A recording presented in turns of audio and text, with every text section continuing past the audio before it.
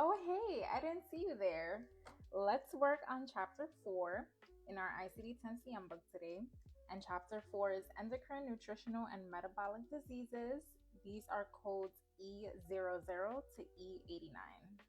Let's get to it. Sorry, you guys. I just wanted to try a different intro. I just thought that would be funny. But anyways, let's talk a little bit about chapter 4. It starts off with diabetes mellitus, and when the chapter begins, it gives you a little bit of information about what diabetes is. So take a look at that and read it. As we know, there are two types of diabetes. You have type 1 and type 2, and I have a way of remembering the different types. So category E10, these are your type 1 diabetes codes, and the way that you can remember that is the 1 in E10, type 1 diabetes. E11, that category gives you your type 2 diabetes codes because 1 plus 1 is 2. So that's just a fun way that you can remember which codes are for what. Test taking technique for your exam. So I'm looking at the 2026 guidelines because there's a new addition to this section, and it is for type 2 diabetes mellitus in remission. So you have to code E11.A for type 2 diabetes mellitus without complications in remission. And this is a sign based on provider documentation that the diabetes mellitus is in remission. So take a look at that because that is a new addition. It won't be in your 2025 books.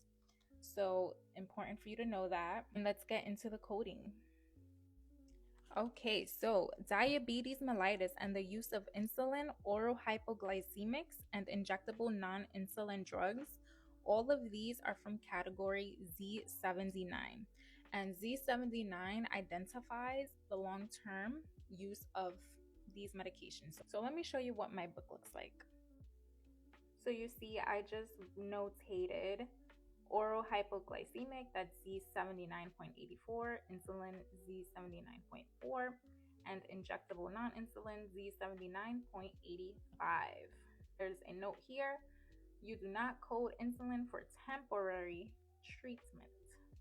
Okay, it says right here, code Z79.4 should not be assigned if insulin is given temporarily to bring a type 2 patient's blood sugar under control during an encounter.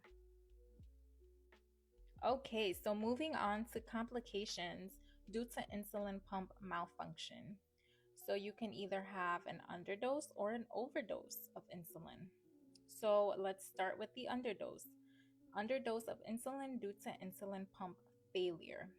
So the first thing that you're going to code is the pump malfunction. So you're going to code from subcategory T85.6. And depending on the case, you have to add the additional character.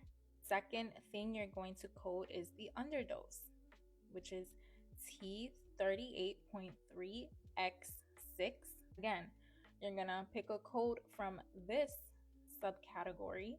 There's going to be another character that you need to add, depending on the case. The next thing you're going to code is the type of diabetes. And the last thing you're going to code is any complications. And literally the exact same thing with the overdose of insulin due to the insulin pump failure. The only thing that changes is it's going to be overdose instead of underdose. First thing we are going to code is from subcategory T85.6, the pump malfunction. Next, you're going to code the overdose.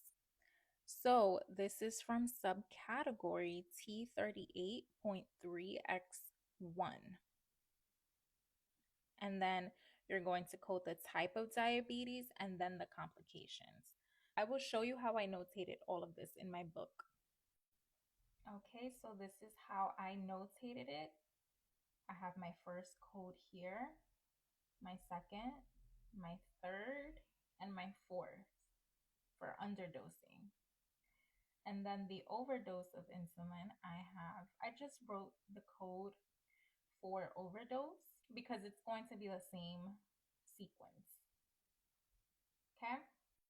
All right, moving along to secondary diabetes mellitus. So, when you look for these codes in the index, you should look for diabetes due to. So, you go to your D, you find diabetes, and then you look for due to.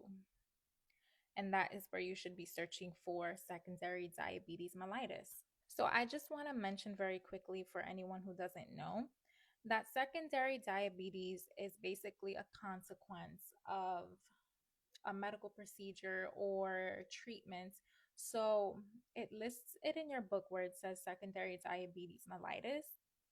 So it can be due to an underlying condition, drug or chemical induced diabetes mellitus, or other specified diabetes mellitus.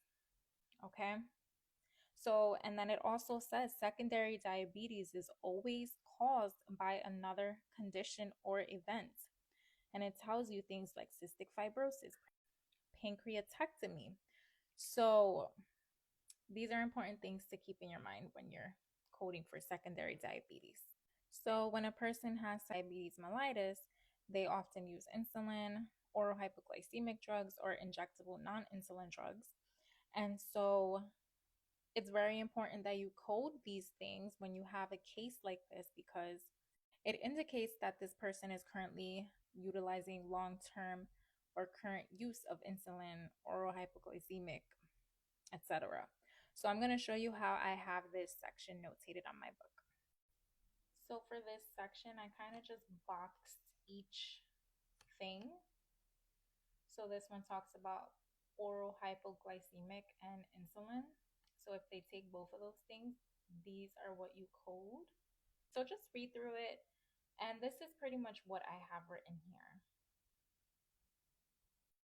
And the very last thing is about assigning and sequencing secondary diabetes codes and its causes.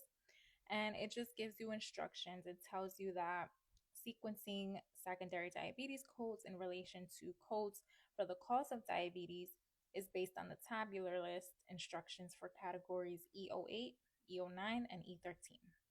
So read this, take a look, and that's pretty much all I have for chapter 4.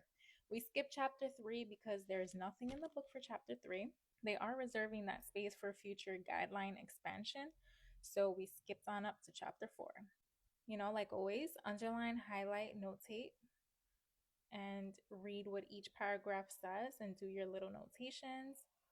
And thank you for sticking around, and I will see you when we discuss chapter 5. Happy coding and happy studying.